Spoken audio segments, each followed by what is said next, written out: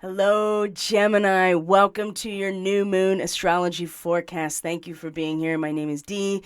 Thank you for joining me. I'm so grateful that you are here. Welcome to Catalyst Energies. This is the new moon astrology forecast for Gemini rising, primarily Gemini moon and Gemini sun. And if you have any strong Gemini in your chart at all, if your progressions are in Gemini, like my progressed moon is currently in Gemini right now, there's going to be something relevant here for you. So welcome back, everyone. If you're new here, welcome. This is where I give the astrology forecast for this month's new moon sign, which is Gemini. So we're going to just take some time here in the next 20, 30, maybe more minutes. We'll see how it goes, going with the flow here to just kind of journey through the next couple of weeks for Gemini and get an idea of what to expect, what areas of life are most impacting Gemini rising people with this next lunar cycle, because we have just come off this incredibly this massive swell and purging of a Scorpio full moon lunar eclipse. Wow.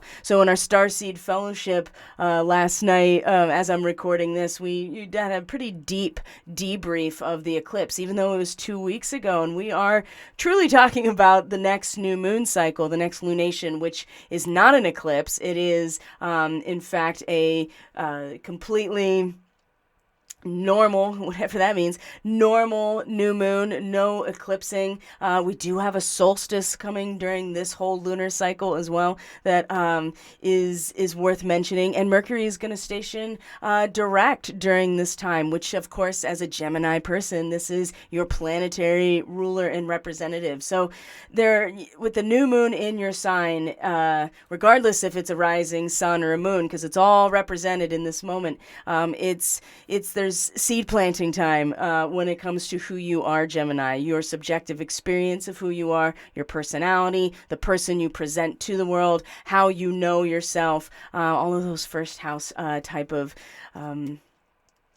experiences. So what we're going to see in the chart, though, before we get too deep into it, is just that a lot of the action, though, is still very much situated generally in your 12th house, 10th, 11th house, and 10th house. We're going to have 2 more retrogrades during this month, leading up to the next new moon, which is going to be the end of June. So Saturn's going to station retrograde. That's the 9th house for Gemini, right? Belief systems, religion, big picture, foreign travel, higher education, advanced training.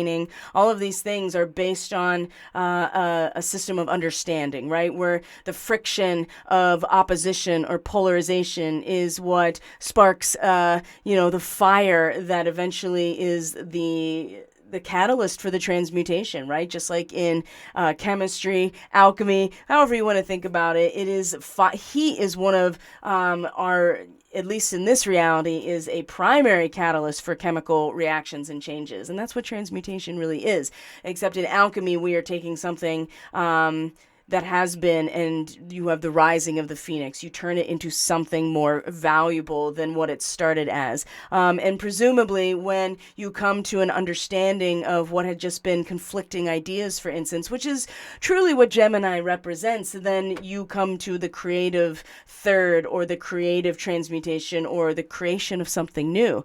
This is what the polarization appears to be for. So Gemini, you know all about this. You live in this realm as, regardless if it's your ascendant, your sun, your moon, or if you have a stellium in Gemini, you know what it's all about to live on both sides of the coin. And it's really now that you're planting seeds in terms of your own self that has been based on a number of, for a while now, especially Pluto coming into Capricorn. We're going to see in your 8th house, this is where your power is generated when you embark on relationship or any kind of social contract. So before we get too deep into the astrology, I want to be able to point it out on the chart, but just to kind of familiarize ourselves here with the actual sky itself and these constellations, these stars. This is something that I'm going to cover extensively in the next Catalyst Classroom. So the Starseed Fellowship and Catalyst Classroom are part of subscriber-only content. There's a link to Subscribestar in the description box below. I try to really breeze through the publicity part. just so people can know. But I'm going to go into a lot of the celestial mechanics. Aldebaran is where this new moon is in conjunction with the fixed star Aldebaran. This is one of the eyes of the bull of Taurus. There's another eye, which is Ein, A-I-N, the other eye of Taurus. We have the Pleiades still involved, and this is what we see here in this image. You can link to this actual image in the description box below as well. It says image source. It'll take you to the website where you can actually support the photographer who took this picture. But this is the Pleiades star cluster here. Then you see this really bright star right here. This is Aldebaran. You can see that there is this line of progression that would go all the way down to, you can't see it here, but Sirius, the star Sirius, very bright, would be just down here below the horizon. Here's the belt of Orion, right? You have Betelgeuse or Betelgeuse here. This is Rigel. So we're making the connection. So Gemini, out of everybody in the zodiac, maybe with the exception of your contrast Sagittarius, you know the experience, you live the experience in your identity and how you feel if you're a moon in Gemini of the dialectic and of existing at two places at once. And so it's good that it's coming into a time period where that is, you're going to start identifying with that, start identifying with yourself more. And this is the case every year at Gemini season with the sun, and there's always going to be some sort of new moon or lunar cycle related to Gemini. But there is, Aldebaran is the patron, representative of this new moon. And so this is one of the royal fixed stars. It is connected to Archangel Michael, right? The flaming sword. So you have these two components of sword and fire that are brought together with Archangel Michael. So regardless of what your belief system is, and I assure you, Saturn stationing retrograde in Aquarius during this time, not long from now, within the first week or so of this lunar cycle and of June, the inner scaffolding and authority around belief systems is about to get, that structure in general and the way that it anchors itself and requires belief systems to be established by an unyielding and relentless presence of time, right? That's what Saturn represents. It is... or a force field, especially Saturn in Aquarius. It's maybe not totally palpable in physicality, but we know it's there because it's the energetic resonance of the collective. It's still just as powerful as the material, nuts and bolts of our society. When this station's retrograde, belief systems are going to start,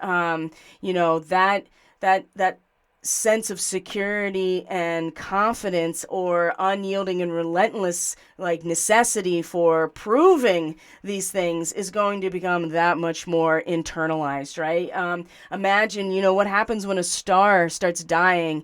It collapses in under its own gravity. And a Saturn retrograde, that really feels like that. So belief systems are going to go through that inner process of reestablishing its foothold. And so be prepared for that, Gemini, which we know you are. So we have the Pleiades and Aldebaran, right? The flaming sword, and kind of taking a nosedive. If there is any word that I would attribute to Gemini as a whole, as an archetype, it's commitment, right? Which seems so antithetical sometimes to what a Gemini person may seem like, because the ability to ride the light wave, right, to be able to bounce back and forth between one side to the other in terms of ideas and concepts and thoughts and communication and discovery, right? But it's kind of like Pong, right? You never really situate yourself. That's what Sagittarius is for, right? The big picture and the bringing these things together to create something new. But the flaming sword of Archangel Michael is something we're going to cover a lot in the Catalyst Classroom. So if you're not on my mailing list, this is a good time to get on it. Just go to the website. Everything you need is in the description box to get all of these, to get access to all of these things. But Hyades Starseeds as well. This is an activation for Hyades Starseeds and especially beings from Aldebaran. Got some stories to tell about that. The celestial mechanics and Archangel Michael and what that, the different ways that has been represented to us, the different meanings and symbolic references to, Michael, what royal fixed stars mean, the precession of the equinoxes and how these fixed stars aren't as fixed as they seem to us to be based on the wobble of the planet on its axis. So lots to talk about in that situation. It's much more of a presentation with opportunity to ask questions live right there in the Zoom, or you have access to the replay if you're not able to join us live. So Gemini, let's just look at the chart and start looking at the actual geometry of it all. So first I'm gonna make sure that we're all formatted here correctly before I bring up the image. Excellent.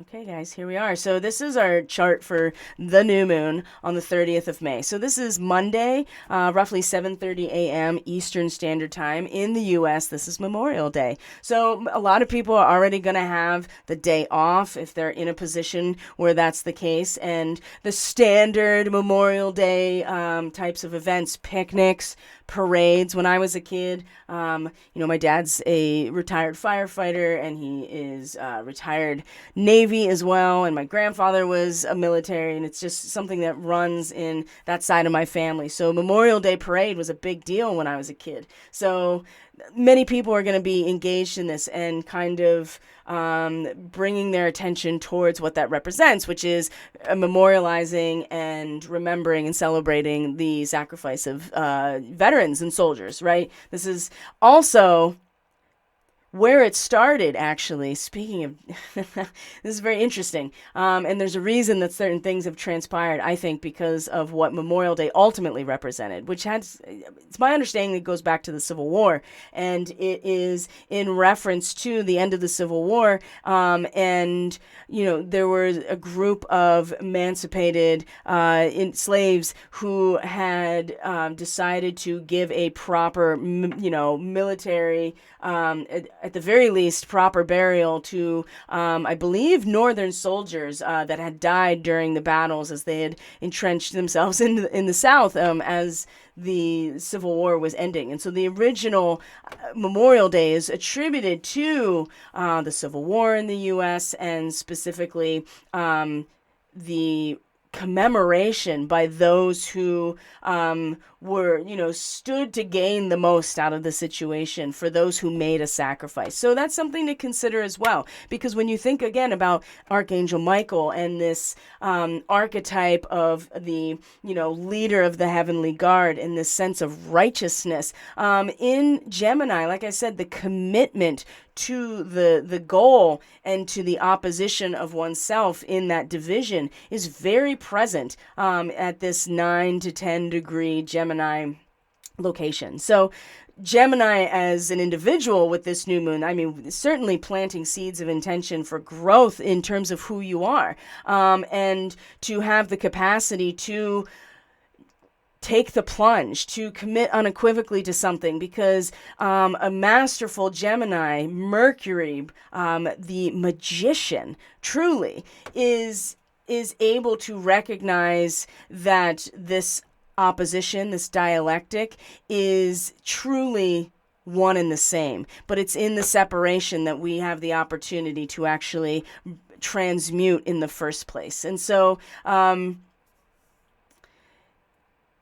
we need the Gemini people to step up, I think, to be able to model this behavior. So this new moon is really intense for that, and to have this archetype associated with it, with Archangel Michael. Now, there are some other things that we are really going to get into in the Catalyst Classroom about the Hyades Starseeds, about the beings from Aldebaran, and some Starseed stories, I guess you could say, that maybe will challenge some of the standard rhetoric and propaganda around who these beings are. So there is a tendency to externalize just about everything for us, and I think it's important that we don't lose sight of that, even talking about these starseed stories and experiences, because there's an esoteric aspect to all of it too. So we get into that in that format. So What you do see here, Gemini, besides the fact that the new moon is in your sign, is that all the action, though, is really here at the top of the chart, and specifically towards the end of the top of the chart, the last 3 houses.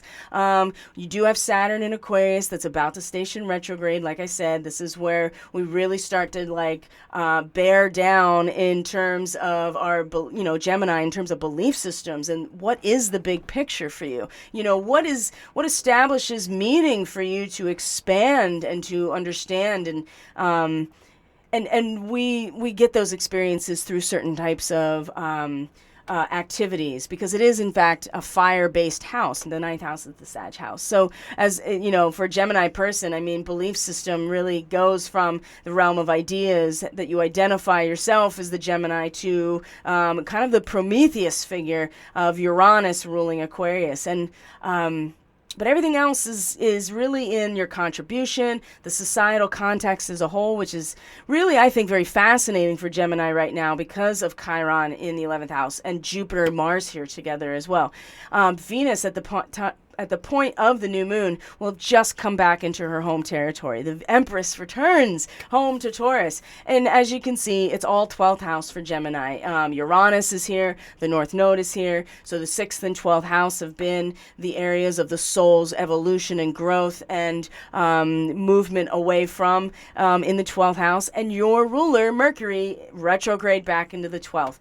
Will station direct during this time, so that's good. Moving into your first house. So things are really going to start picking up for Gemini people. More real alignment and with who you are, and really letting those special Gemini qualities come out through your planetary ruler. But in the meantime, you are and have been and will continue to evolve in the area of who you are spiritually.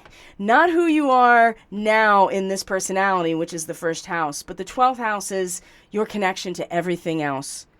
It is the woo is the 12th house, or the Akashic, your Akash, right? Everyone you've been, everyone that you've been, every thread connected into one seamless field of vibration is the 12th house. Now, you may be experiencing it through a lot of different ways. The 12th house will often be a place of isolation because it's returning back into yourself, that you really discover these, who you truly are in the 12th house. But it does mean also that there's no getting away from one's own karma.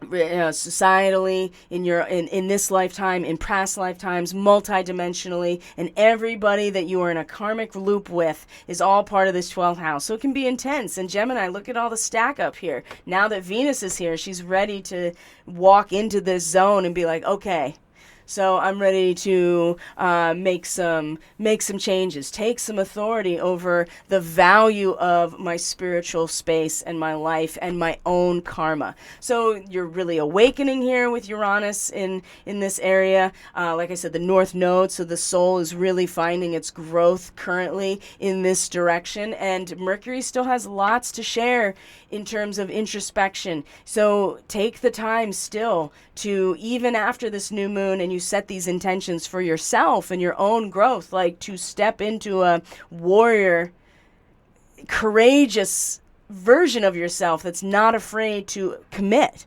to who you are.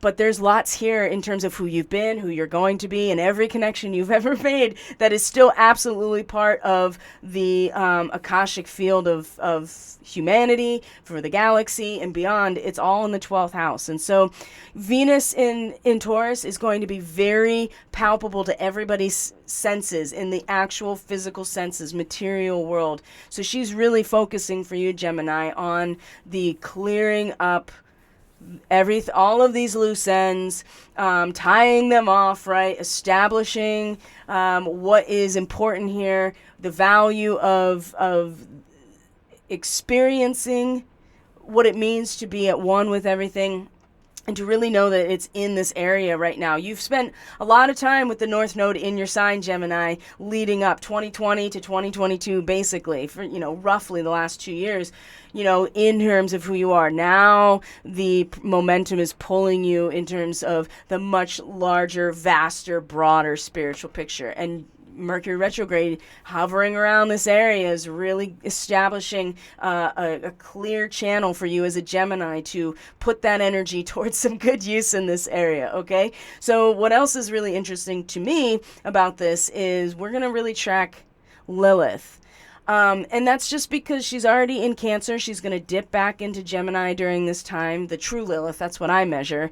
Some astrologers measure the average, but I measure the oscillating apogee, and the apogee is the point furthest from the planet in the moon's orbit, right? Because it's an ellipse. So when it reaches that apogee, that is the Lilith. So it's further away from us. It is something that's less obvious. It's always dark. There's never illumination of it, but it's absolutely there as a point of contrast. And it connects us to the deeper human primal experience, right? The mitochondrial DNA only comes through the mother, right? Without that, there is no us, right? And honestly, there are no animals. That, the animal cell requires this own, little, energy source within the cell. So Lilith connects us to something deeper that often doesn't even have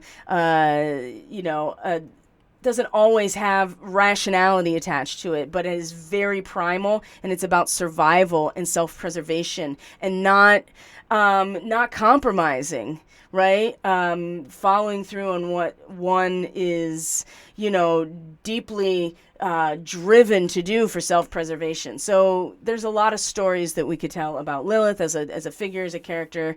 That'd be a great topic for a Catalyst classroom at some point. I would love to do that. I'm fascinated by Lilith. I think that the dark aspect of our feels and our subconscious and our connection to the collective unconscious through Lilith is essential to understanding who we are and where we've come from. So this is why I also want to be tracking her during this time, because you can see that she's in a direct square to Jupiter and Mars at the time of the new moon. So she's in Cancer.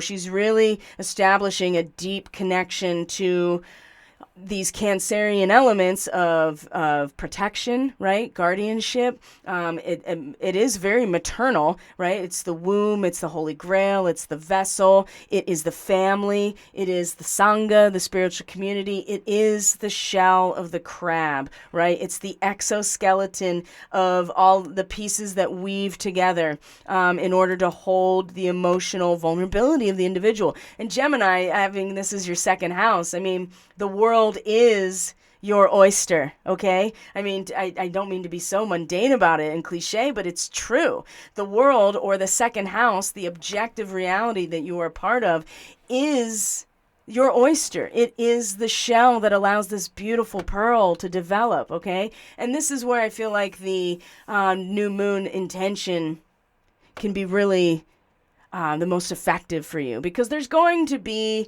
lots of bumps along the way for all of us, right? This eclipse season is going to be especially powerful because of Pluto stationing retrograde, the eclipse being in Scorpio with the Pluto retrograde, and the fact that we're crossing over the Pluto return of the U.S. natal chart. And even if you're not in the United States or from the United States, we're all pulled into all these threads are woven together at a global level. So it does impact all of us. So, but especially those in the U.S., it's going to have a strong impact still. But Gemini, it's to set the seeds, plant the seeds of intention, but expect that there is going to be some real focus on the medium of that growth that you're going to have to pay attention to in Lilith already. Because where the struggle is, I see, is in the societal realm of life for you. This is where Chiron is. Jupiter and Mars are like, yes, this is bold and self-starting and enterprising and acting. This is like super action hero, right? With all of the, resources and leadership, right, of the Avengers coming in and just being like, all right, let's get something done here. Now, Chiron is something we want to pay attention to during this time as well, because as the moon and the sun and eventually Mercury are moving through Gemini in your sign, they're going to be in a sextile, a 60-degree angle with Chiron in the 11th house. So normally it's in the societal context, Gemini, that you truly find yourself, and your spark of life is really able to come about in the 11th house. I mean, Gemini, 11, right? I mean, it's pretty, and even Aquarius, right? This is all linked together. But with Chiron here, it is consistently holding us all back every time that we get to a point of like really establishing true self-actualization, without anything piled on top of it. The Chiron wound pulls us back into being a victim, pulls us back into that old story, pulls us back into whatever wounding is triggering us, right? And so, Gemini, you're no different, and it's in the societal context that you're part of. This is your community, this is your neighborhood, this is your largest social networks, this is your, the humans that make up the institutions that you contribute to creating is the 11th house. And as much as I think there is a very strong, like, desire and draw and pull and expansion in this area to do something or to act on something, Lilith down here is just like, well, just you wait a minute here, because some decisions have been made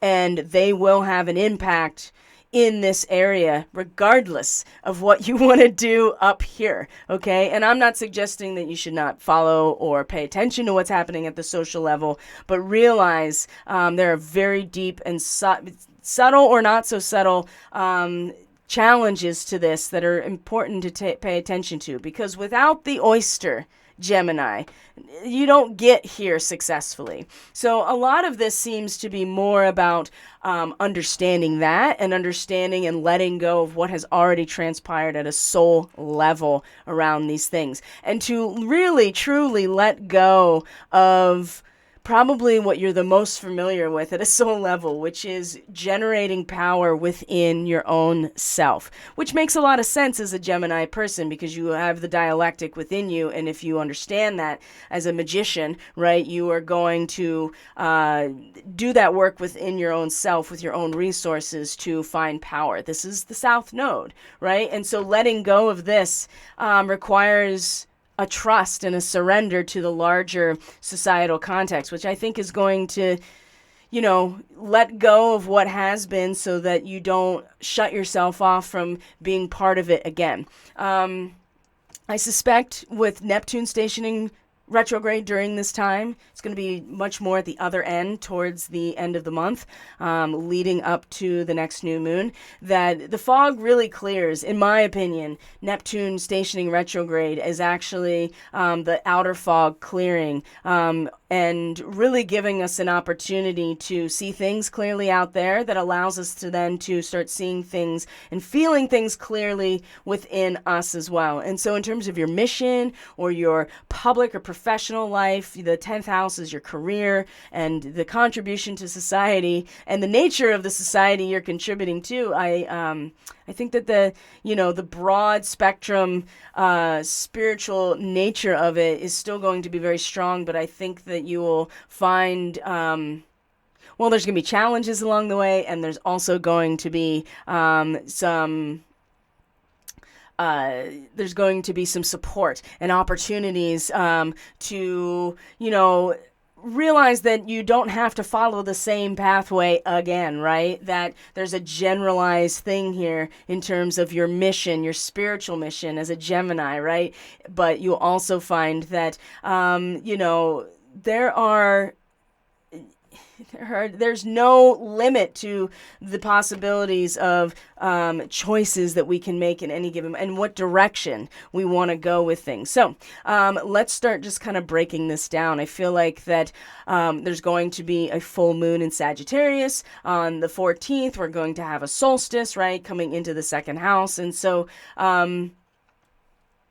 and then these retrogrades. And so there's a lot of clearing up of things, Gemini, and establishing maybe a different resonance for your mission when Neptune stations retrograde, like giving the opportunity to really start addressing that. So this is the new moon itself on Monday. And if we just look really, well, here, let's do this. If we look, we're going to look a week later and just kind of point out everything that has happened within that time frame, just so that we can get an idea of how this is going to progress. So we come to our first quarter moon. So Gemini, the other thing that is really important about you and how this is your new moon is that all of the lunations, when I say lunations, the first quarter moon, the full moon, and even the third quarter moon, every single one of them is going to be in an angular house. So the first house, the fourth house, the seventh house, the 10th house, right?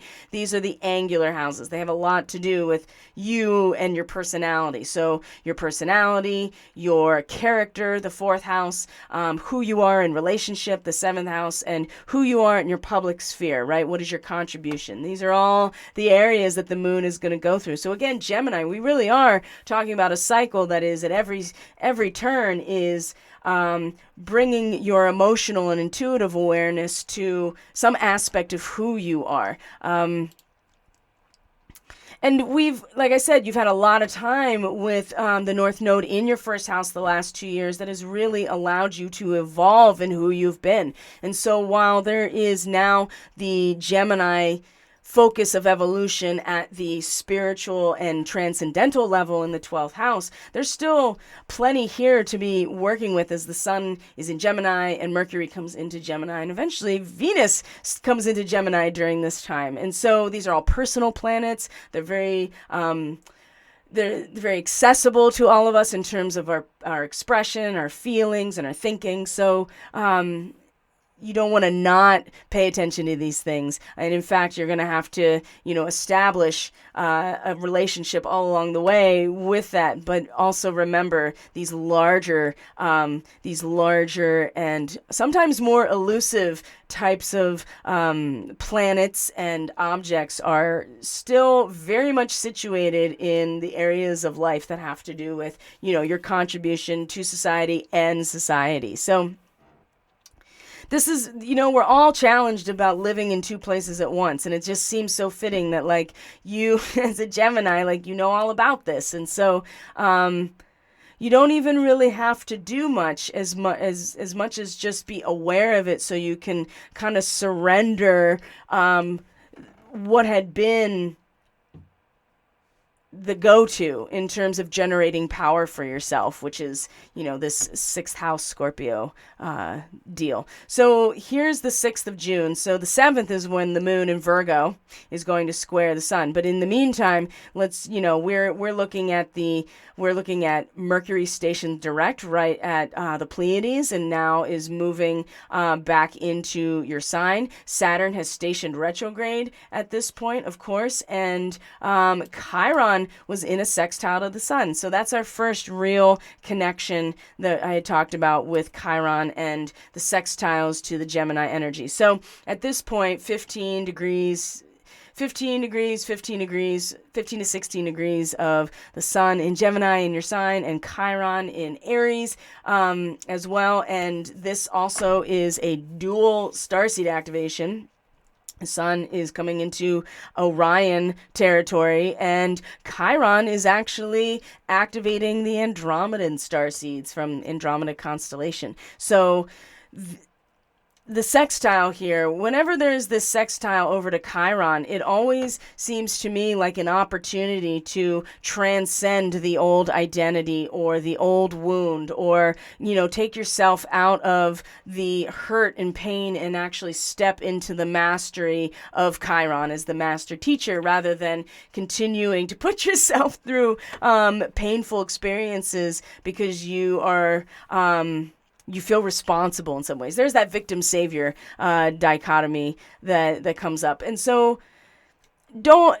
with this sun at the 15 to 16 degree of mark of Gemini, I get the sense here that really strong expression, a really bright and brilliant representation, Gemini, that you will be, that will allow, I think, for you to almost dispel dispel how, your own feelings and your own sense of maybe shame or guilt in terms of, the nature of society, right? We all have participated in creating what we are living in, whether you like it or not. Like, we just all have to accept that. And Gemini, I feel like, is, there is this blockage, or this, the Chiron, we just keep bumping up against it in terms of the nature of the society you're part of. And I think it really keeps Gemini people either stuck in a feedback loop, or just not able to transcend the really strong resonance of the social networks that you're part of. So you just get pushed back in or stamped out in some way. So this is actually a great opportunity in this time, June 6th, leading up to the first quarter moon, because the first quarter moon is always a crisis in action. And what you're going to find is, to put it bluntly, seems to be a potential emotional eruption out of the depth of your own emotional life and your own inner self, right? So we're all going to go through this emotional eruption, and it's really going to challenge like a sense of emergence and maturity in who you are. And so just be prepared for that, I think. And it's okay. It's okay that there's an eruption, because it's cathartic. It'll just challenge what you're going to be doing in that moment, especially because Mercury is just stationed direct during this week and is still in conjunction with Algol and is about to be in a trine to Pluto. Pluto retrograde in your 8th house of the shadow and power dynamics. So, I mean, your power is coming from the establishment, and it's going through this massive change and destruction.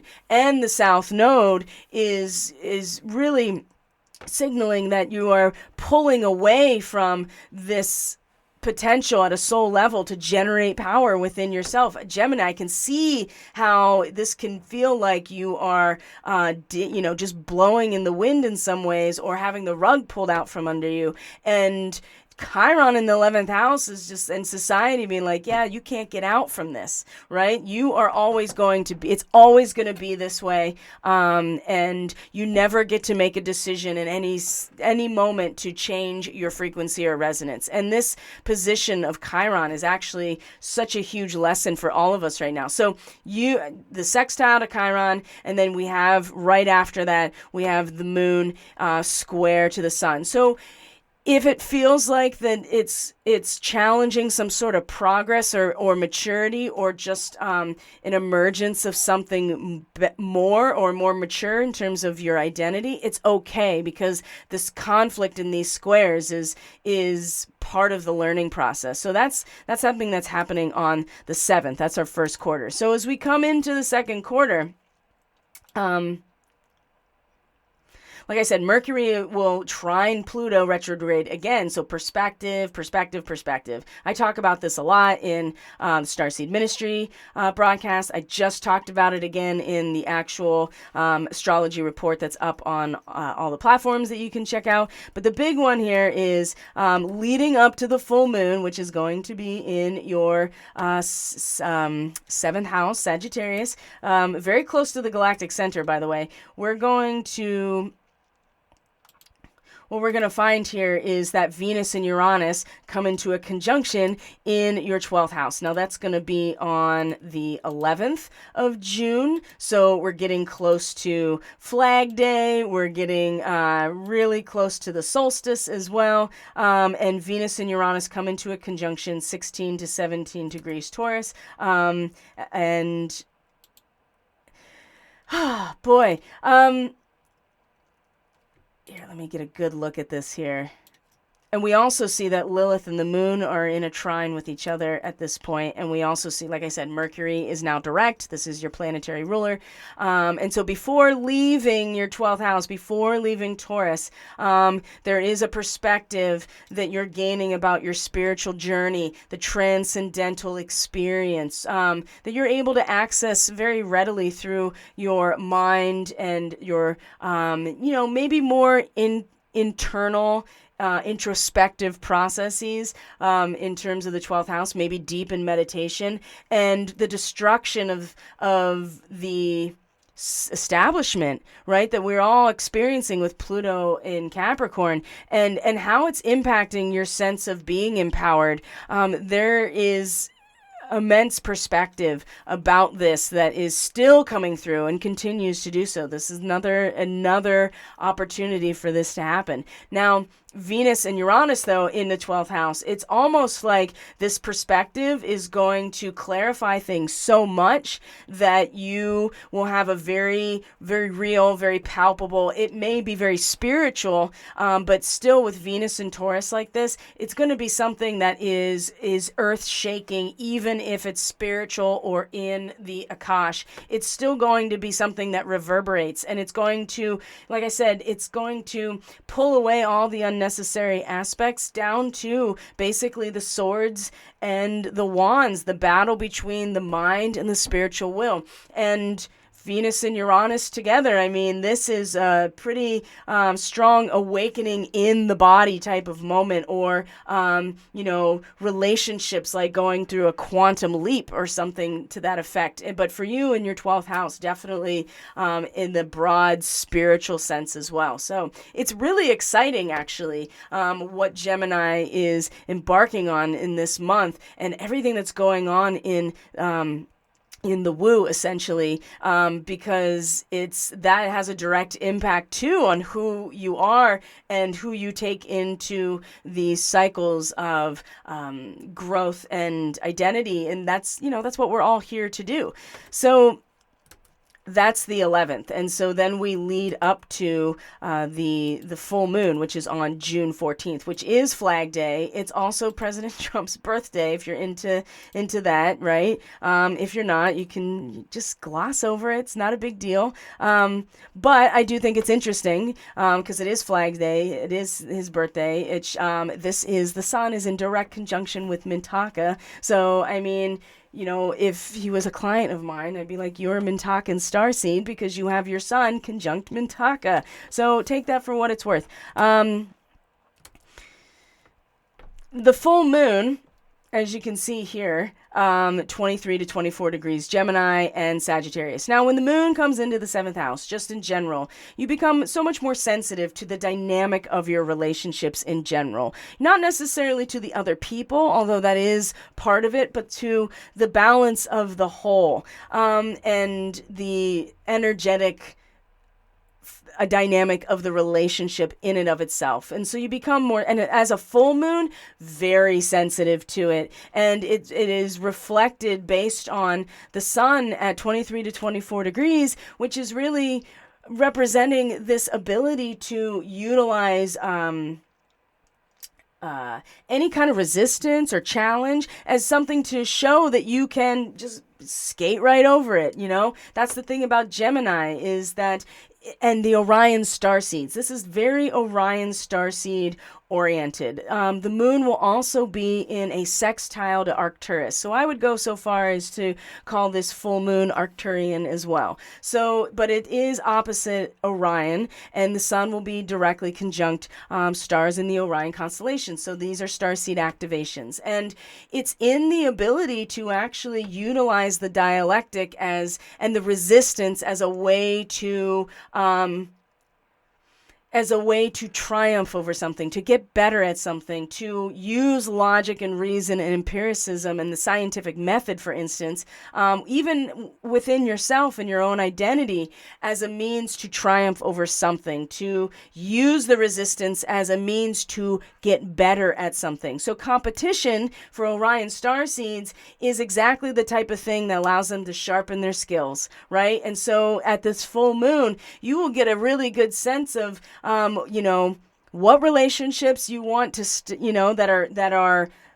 that are leading you home, and the ones that are like, no, that is not going to, it's not going to work, right? And the relationships, across the board. It doesn't have to be, marriage or romantic relationships, business partnerships, your clients, your patients, your customers, your relationship or contract with your employer, your employees, your social contract with society, right? Just by being a citizen of your country, you are in social contract with the laws of the land, right? So The seventh house has all of these things. Your relationship to your higher self, to your karmic path. These are all.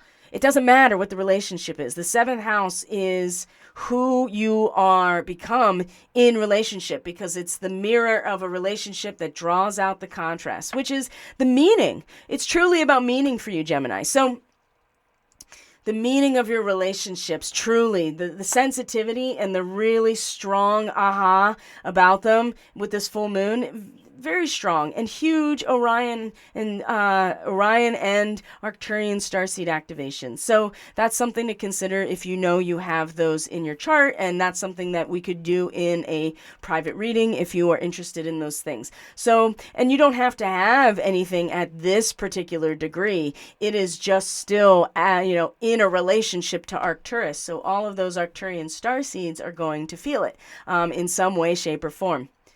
What else is happening at this full moon? So the work, the expression, the sun in the first house is just, you are brilliant as a being, right? You are glowing. And this is going to be just like, you know what? I am who I am as a result of my ability to utilize challenge as a way to just sharpen that skill, right? And it's in the relationship realm that you will find the adjustment. There will be adjustment there, and you will know what's taking you home. What is the promise of, that bluebird perched on the gate is a symbol of truly of God or divine source, through the bluebird, representing happiness and, understanding in Sagittarius. So, and the Arcturian starseeds, they really do fundamentally get it, because these are ninth density beings that have access to how the universe stays in balance and harmony, and what we actually can apply in terms of our own knowledge base in order to do that. So, really great full moon. I'm actually quite excited for this full moon. Although it's not, it will also show exactly what is a false holographic. Like, this is not a real, there's no real house, there's no cottage, there's no, it's all a hologram. And that will be, I think that will be clear as well. Or poof, people are gone because you actually stood up for something. And that is important as well to consider. So when we move past this, we're going to our solstice point, and that's when the sun comes into Cancer. So this happens every year for you, Gemini. The sun comes into Cancer and in your second house. Now, oftentimes, when you have a sun in the second house in general, you will find yourself identifying with the world around you, and you just have to be mindful that you are not your resources. Although that can be very difficult when you are living when the sun is in this space. So we're going to go up to the solstice, but I want to point out what has happened along the way. So we know that Saturn is retrograde at this point. The moon has moved into Aries as well at this point. Let's bring it up here.